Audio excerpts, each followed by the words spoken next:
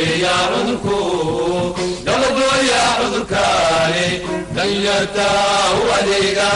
هذه يماتنا إيمانكي صدقالي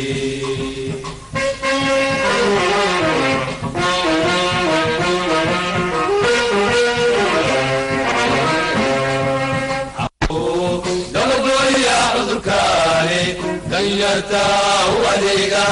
هذه يماتنا إيمانكي صدقالي وسؤالك ويني بسم الله الرحمن الرحيم السلام عليكم ورحمة الله وبركاته دمان داوداش شرفت الله نغلا سعودة تلفزيون قارك بداية يجي بدأ ومركل أي برنامج كيني عاطمات كواينو كسيان بقايد إنه موضوع يعني بلوني تضوات كان إكادي دودة نوعيده استعمال كيده iyo waxyeelo wanaag iyo xumaan iyo kayleedahay barnaamijkeena waxaynu ku sii baqay doonaa aynu ku ogaan doonaa dhibaatada ay leedahay dawooyinka laga been sheegay ama laga been abuurtaa sida lagu garto iyo sumado fara badan mar kale aynu Dr. Cabdiraxmaan ka warsano inuu nooga warbixiyo ilaa dambe Dr. waxa soo baxay dawooyin laga been sheego samayskooda dhabaanada ma jirtaankooda xaqiiqada dawooyinka artificialka ama samayska ama macmalka ومحي بسم الله الرحمن الرحيم عدد ما صنتي وسؤال مهم ويان معلومات ضمن سومالي لان أما قرن كنا سيد الدنيا ذا كلا باين ولا قفنا وحفظوا كردي دوين بدنا وحشرة الله بين عبوره هيدا عفمات كجونكا وحيكو قياستا اللي راهو مجاعد WHO وحيكو قياستا دوين كلا بين عبوره إن صنف كي قدام بيسين نجا لبدي كل شيء طبعاً ugu qiyaasiyo cilcilis lacag ah inay ka soo gashay 2 bilyan in laga sameeyo dunida taas waxay tilmaamaysaa in dawooyin fara badan oo la macmalay ay jiraan inaguna qaramada dawooyinka macmalka la keenay ama dalalka la keenay ma inaguna ka midnahay walow aynu ku badannahay waliba marka deegto wadankeena curdinka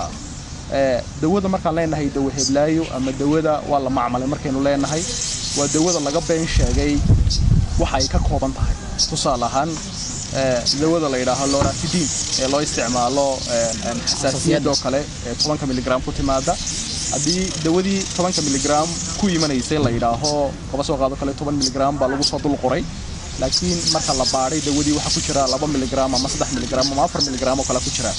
dawada noocaas waxay noqonaysaa marka dawo la been abuuray bay noqonaysaa waxa kale jiro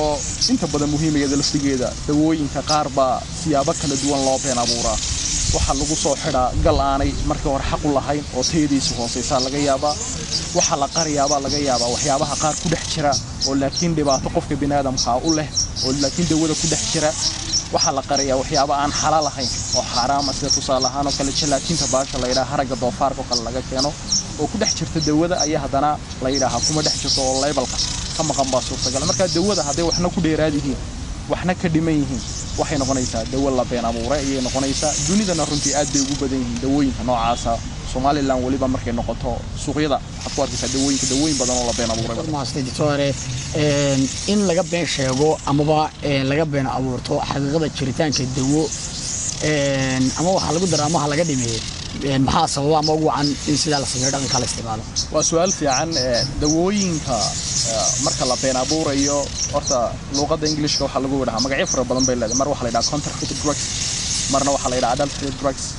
marna waxa la yiraahdaa fake drugs balada inta waa isku macluumay ka dhiganta waa dawo la been abuuray oo jinsigeedii la bedelay ama wax dheeraad lagu daray ama wax ay ka dhimayeen dawooyinka noocaas ah waxyaabaha sababa marka isku soo duubto waxaad moodaa inay dhowr arrimood ka badnayn baa suurtagal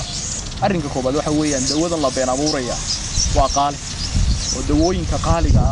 aad baa loo been abuuraa tusaale ahaan dawooyinka aad loo been abuuro waxa kamid ah dawooyinka hormooniska ka kooban sida thyroid oo kale estrogen oo kale progesterone oo kale dawooyinka inta badan dhacaamada laga sameeyay ama talaalada oo kale ama dawada noocay doonto haatee dawadu haday dawo qaali tahay waa dawooyinka la been abuuray ka dib dawadu haday jabantay raqiis tahay inta badan been abuur badan kuma dhaco arrinka labaad ama sababta labaad inta badan dawooyinka loo been abuuraa waxa weeyaan suuqay ku yar oo dawadii suuqa markay ka kala goodo qaali bay noqonaysaa dabcan marka dawadii markay suuqa ka kala goodo waxa loo baahan yahay marka dhaqaale ahaan dadka qaar ba uga faa'iideysto markiiba marka dawo kala been abuur soo saara oo tii lamida taasina waxay ka mid tahay sababaha inta badan been abuurka u dhaco arrinka saddexaad ee inta badan la sheego waxa ka mid ah tusaale ahaan oo kale deeqaha caalamiga marka la isasiinaya ama donationska waxa la yiraahdo waxa jira dawooyin fara badan oo dawladaha qaar isku caawiyaan ama hay'adaha qaar isku caawiyaan oo marka dib laboratory loo geeyay galaftigoogu macmal noqday baa jirta ama tusaale ahaan kala la been abuuray baa jirta marka saddexdaas sabood baa ugu waaweyn labadaas sabood ee horumba laakiin ugu xoogan in dawadu suuqa ay ku yar tahay ama in dawadu ay qaali tahay inahaas ma inta badan sabab dhaqaale diraasad doctor dawooyinka macmalka ee aad sheegtay in jawaab sidoo jirtamo sabab dhaqaale diraasad loo sameeyay halkii ka soo galaan dunida ama ba inaga ahaan naga soo galaan marka laga hadlayo dawooyinka la been abuurtay oo kale meelaha dunida ugu badan ee runtii tusaalaha loo soo qaataa waa laba qaaradood qaarada koobaad ee tusaalaha loo soo qaataa waa qaarada Asia wadamada India iyo China oo kale xoog baa looga soo qaataa waxa kale oo tusaalaha loo soo qaataa qaaradan Afrika waliba wadamada ugu badan ee la xuso waxa kamid ah wadanka la yiraahdo Nigeria kamida waxa kamid ah Ghana kamida waxa kamid ah Kenya kamida wadamada noocaas inta badan la xusaa marka waxaad moodaa dawooyinka la been abuuray warshadaha ugu badan ee soo saara ee ay ku yaalaan wadamada ay ku yaalaan waxa weeyaan oo wadamada Asia ay u badan tahay China iyo India iyo wadamada Afrikaanka moodaa inay aad inoogu soo dhoofiyaan iyaga dhexdoodu ay u isticmaalaan dawooyinka aan habaysanayn dawooyinka aan fiicnayn dawooyinka laga been abuuray kuwaas aad moodaa dunida waxa ugu badan ay soo saareen iyagu way dhici kartaa wadamada qaar Europe oo kale tusaale ahaan kale bariga Europe oo kale ama wadamada waaweyn ee westiga oo kale ama galbeedka oo kale iyaga laftigoodu way leeyihiin warshado badan oo soo saara dawooyin aan fiicnayn laakiin dunida markaad baadho ama WHO say xaqiijisay waxay u badan yihiin qaaradda Asia iyo qaaradda Afrika dawooyinka laga been sheego ama la been abuuraa dhibaato caafimaad darro ama bulshooyinka ma geysan karayaan way u geysan karaan tusaale ahaan oo kale markii hore dawadu iyadoo ay ahayd walax ama shay ama seef laba af leh oo wax wanaagsan leh oo qayb boxina leh qayb xun oo leh side effect ama toxic effect waxa la yiraahdo leh ayaa haddana dawada marka laga been abuuro ama waxna lagu daro waxna laga dhimo waxay leedahay dhibaato caafimaad oo runtii ilaa ugu dambeyn qofka bini'aadamka geeysiinaysa ama dhalinaysa qofkii inuu dhinto uu noloshiisa qaaliga ee qofkaasi u waayo marka waxyaabaha inta badan imaada waxa kamid ah hadan dawooyinka kala qaadno kale dawooyinka la yiraahdo antibioticska ama dawooyinka la yiraahdo chemotherapy oo kale waliba markaan hoos ugu sii daadego dawooyinka la yiraahdo TB oo kale ama TB drugska ama antitubercular drugska dawooyinka noocaas ee shanta class u sii qaybsama class ku doonaha ahaadee waxa jira dad badan oo dawooyinkan qaata ba jira dawooyinka TB oo kale deeto qofkii dawadii TB da uu qaadanayay tusaale ahaan isoniazid dawada la yiraahdo ama ethambutol oo kale ama rifampicin oo kale dawooyinka noocaas qofkii markuu qaato dawo laga been abuuray markuu qaato in dawadii rasmiga ahayn qofku marka uu qaato waxa dhacaysa marka in qofkii dawadii uu la qabsi la sameeyo 2015 WHO cilmi baaris ay sameysay waxay ku qiyaastay 180,000 oo qof in dawooyinka TB da ay la qabsi ku sameeyeen jirkoodii la qabsaday waxyaabaha la yiraahdo MDR TB ama multiple drug resistance TB waxa soo dhan waxa sameynaya waxa weeyaan waa dawooyin laga been abuuray oo cusub oo la sameeyo ah dawooyinka TB da marka waxyaabaha dhalin karaan waxa kamid ah ama cawaaqibka ka dhalan kara waxa kamid ah dawooyinka antibiotics oo kale in la qabsado cawaaqibka ka dhalan kara waxa kamid ah in dawadii jirkii qofkii marka uu dawadii uu qaato side effectigi dawada ama waxyeeladii dawaduna ay badato waxtarkii dawaduna ay yaraato waxyaabaha ka dhalan kara ay kamid tahay waxyaabaha ka dhalan kara waxa kamid ah in qofkii dawadii lacag uu siisanayay waxa tusaale ahaan oo kale qofkii dawadii lacagtii uu siistay lacag badan baa marka kaga lumaysa marka dhaqaale ahaana qofkii bini'aadamka dhibaato ay gaarsiinaysa mar haddii qofkii bini'aadamka dhibaato gaarsiisana qarankiina dhibaato gaarsiinaysa iyo dee lacag fara badan baa lagu luminaya waxyaabaha noocaas oo kale waxa kale dhaawacaysa sharaftii kolba dhakhtarka bixiyay ama farmasiga laga bixiyay ama goobta caafimaad laga bixiyay dawadii markay waxba tari weydo bukaanka deeta maalin labaad eedi dhakhtarka soo noqonaysa soo noqon maayo ka dhigan tahay marka runtii waxay leedahay dhibaatooyin fara badan oo xagga bulshada iyo xagga qofka labadaba wada doctor aan ku soo su'aaleena sideen ku ogaan karnaa dawooyin tayahan iyo wanaag ahaanba inay sax tahay oo dawadii loo baahnaa tahay sameyskeedu waa kilo bismillaahir rahmaanir rahiim waa su'aal wanaagsan dawooyinka marka la eegayo tayadooda runtii waxa lagu soo ururiyaa shan qaybood baa lagu soo ururiyaa qaybta koobaad luqadda Englishka waxaynu ku nidaahnaa organoleptic baynu ku nidaahnaa evaluation oo qof wal oo inaga mid uu samayn karaa taa waxa kamid ah organoleptiga marka laga hadlayo in dawada lagu qiimeeyo calaamadaha dareenka ee jirka bini'aadamku uu leeyahay tusaale ahaan calaamadaha dareenka waxa kamid ah urti waxa kamid ah dhadhankii waxa ka mid ah araggii waxa ka mid ah maqalkii in dawada lagu qiimeeyo kaasoo kale waxa la yiraahdaa marka organoleptic baa la yiraahdaa tusaale ahaan waxaynu soo qaadan karnaa haddii dawo aad hore u taqaanay in dhadhankeedu ahaa sida tusaale ahaan oo kale strawberry ama dhadhankeedu ahaa sida fintoog oo kale maalinta dambe hadda dawadii marka aad qaadatay dhadhankeedu uu kula noqday sida dhanaanka oo kale ama sida qooshka oo kale hadduu kula noqday dawadii waad ka shakiyaysaa oo dawadii waxa la geenayaa marka meel lagu baadha la geenayaa dawada marka waxa lagu qabtay bay ka dhigan tahay waa dhadhanka oo organoleptic marka qaar kood baa dawada isha kale lagu qaban karaa oo tusaale ahaan oo kale dawo kalarkeeda ama midabkeeda ku taqaanay inay casaan ama inay cadaan ahayd haday midab kale isku bedesho sida madow iyo blue iyo kale haday isku bedesho waxay ka dhigan tahay marka dawadaasi waa dawo xumaatay oo dhacday bay ka dhigan tahay saas leeg haddii dawada aad taabato oo ay hore u burburto markiiba gacantaada ay ku burburto dawadaasi waxay noqonaysaa marka dawo lagu qabtay organoleptic bay noqonaysaa qaybta labaad ee dawooyinka inta badan lagu eego inay dawadaasi sax tahay inaanay sax ahayn waxa la yiraahdaa microscopic meter baa la yiraahdaa microscopic meter waxay ka dhigan tahay waxa la isticmaalayaa qalab kan yar ee la yiraahdo microscope-ka ama ilma qabateeda ama ilma aragtida lagu eego waxaana inta badan u badan dawooyinka ka kooban powders dawadu haday powder ka kooban tahay ama ay budo tahay dawooyinka budooyinka oo dhan baa lagu eegaa oo size-kooga ama particle size-ka dawadan ay ka samaysan tahay ayaa inta badan lagu eegaa waxa saddexaad oo dawooyin lagu eegi karo oo lagu ogaan kara dawadan inay tahay tii fiicneed iyo inaanay ahayn lagu ogaan kara waxa la yiraahdo physicalka waxaan tusaale u soo qaadan karnaa dawada waxa la eegayaa intay milmaysa tusaale ahaan dawada la yiraahdo codeine ee loo isticmaalo qufaca ama shubanka loo isticmaalo kale marka biyaha lagu milayo waxa mila 30 miligram oo biyo ama 30 ml oo biyo ayaa mila marka laakiin alcoholka lagu milayo kale 1300 ml oo alcohol milaya marka physical evaluation ka waxa tusaale inuu soo qaadan karnaa milanka dawadu ay milmayso ama biyo ku milanto ama alcohol ku milanto waxaan tusaale ahaan u soo qaadan karnaa dawadu intay qaadayso biyaha qaadayso water content-ga waxa la yiraahdo biyaha qaadayso ama alcoholka qaadayso waxaan tusaale u soo qaadan karnaa dawadu intay ku uumi baxayso boiling point-ga waxa la yiraahdo ama dawadu intay ku fadhiisanayso melting point-ga kaasina waa ka saddexaad ka afraad waxa weeyaan waxa la yiraahdaa chemical evaluation baa waxa aad loo qiimeynayaa ka dawada chemistry-ga dawadu maxay ka kooban tahay tusaale ahaan dawadii baa lab la geenaya ama shaybaar baa dawadii la geenaya waxa la ogaanayaa dawadan waxay ka kooban tahay hadaynu tusaale soo qaadano dawooyinka la yiraahdo penicillin ee 1928 uu soo saaray ninkii la oran jiray Alexander Fleming ee microbiologist-ga ahaa dawooyinka waxa kamid ah penicillin V iyo penicillin G ama amoxicillin iyo ampicillin kuwaas ka mid ah dawooyinka marka labka la geeyo waxa laga dhax doonaa qaab dhismeed la yiraahdo beta lactam ma leedahay waxa laga dhax doonaa qaab dhismeed la yiraahdo thiazolidin ring ma leedahay kuwa hadii la arko waxay ka dhigantay dawadaasi waa dawo aan la macmayno fiican hadii la waayana waxay ka dhigantay waa dawo macmala qaybta shanaad ee dawo lagu qiimeyn karo waxa la yiraahdaa biological waxa weeyaan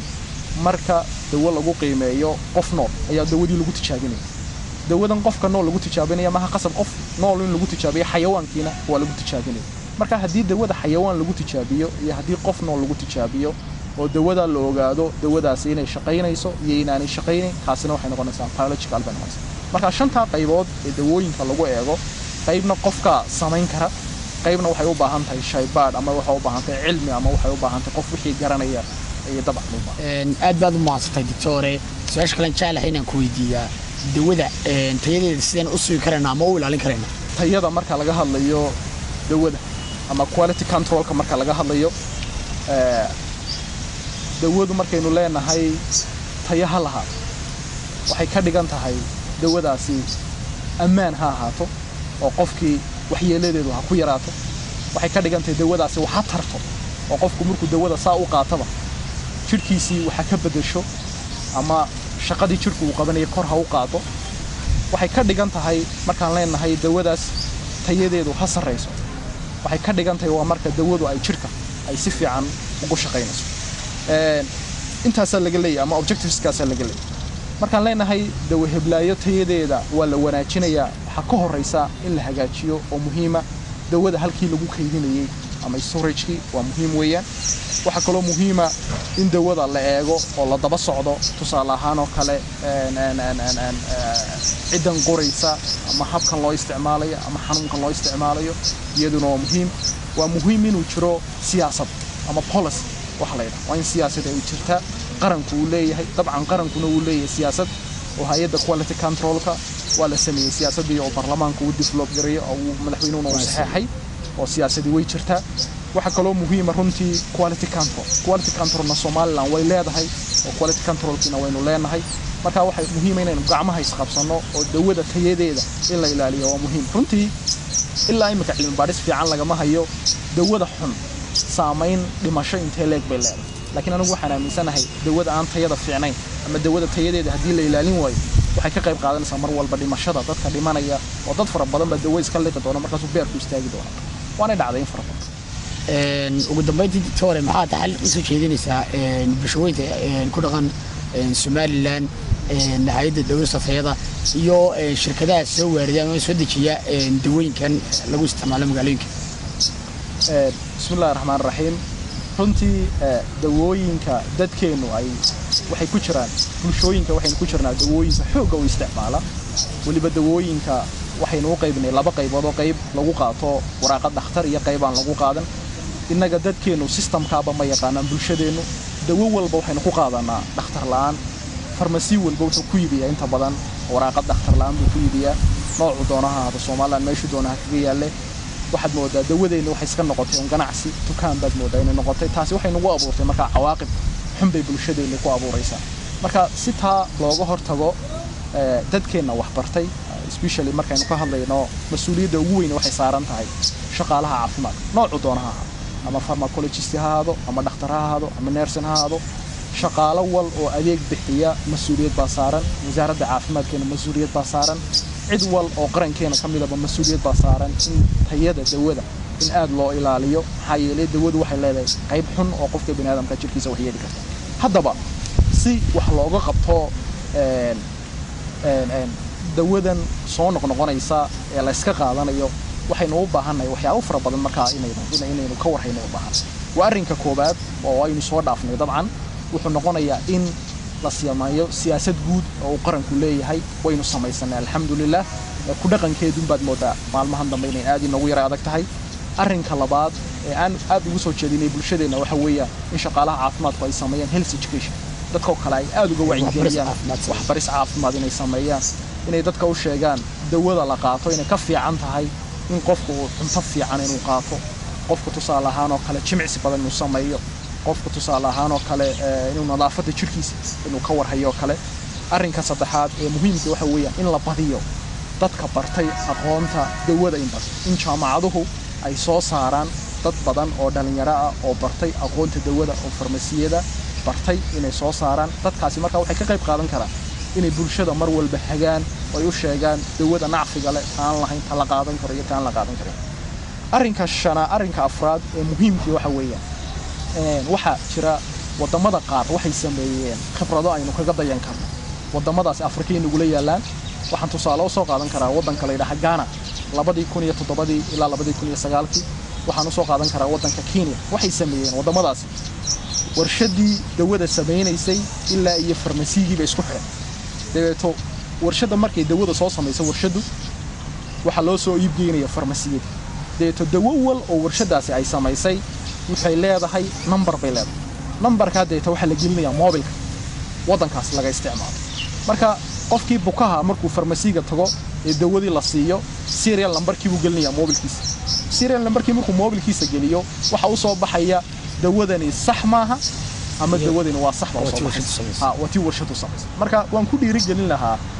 hay'adaheenan warbaahinta aynu isticmaalno sida Telesom iyo Somtel iyo kuwa kale la halmaala inay barnaamij noocaas isticmaalaan xiriir la sameeyaan warshadaha dawooyinka soo saaray ama Turkiga laga keeno ama Ingiriiska laga keeno ama China laga keeno oo bulshada ay ka qayb qaataan ay ka caawiyaan intaas taasi waxay saameyn marka togon bay yeelanaysaa positive runtii waxa kale oo muhiim ah mar hadii dawooyinka la been abuuro ama dawooyinka xun ama dawooyinka dadku iska cunayaan waxay kamid tahay waa qayb kamid ah dambiyada marka iyada laftigeeda inay ka qayb qaataan oo wasaaraddeena caafimaadka iyo wasaaraddeena arrimaha dibadda ay la xidhiidho hay'adda booliska caalamiga la yiraahdo Interpol oo dabeeto dadka soo waaridaya ama dadka aan xilkaska ahayn inta badan ka ganacsada dawooyinka noocaas oo kale gacan bira lagu qabto iyaga laftigoodu waxyaabaha laga fikiri karo mustaqbalka ay kamid tahay inahaas ugu muhiimsan talooyinka inta badan aan jeedinayo ee ku takhasusa caafimaadka inta dawooyinka la keeno aad baad u mahadsantahay Dr. Cabdiraxmaan Maxamed sida quruxda badan leh aad uga ilaamaysaa ama noo sheegtay dawooyinka macmalka habka ugu wanaagsan ee lagu garan karo sida loo kaydiyo iyo ugu dambeyntii xalka guud ee soo jeesay bulshooyinka ganacsatada soo waarday dawooyinka shirkadaha wacyigelinada dalkeena aad iyo aad baan kaaga mahadnaqaynaa mar labaad waqtigaan sustay si aynu u sii ambaqaadno barnaamijkeena aan bilownay kan iyo kuwa kale oo badan iyo dhakhaatiir fara badanba insha allah waynu soo wadnaa ujeedada khaliyaata aynu leenahay waxa weeye inaynu bulshadeena barno sida uu Dr. Abdulrahmaan noo sheegay waxbarasho caafimaad si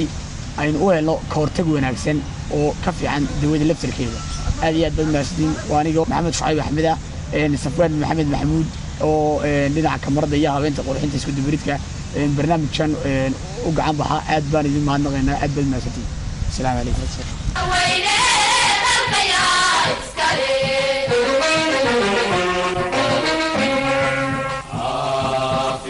كدونا داوي يا عذركو دلقو يا عذركاني دنيتا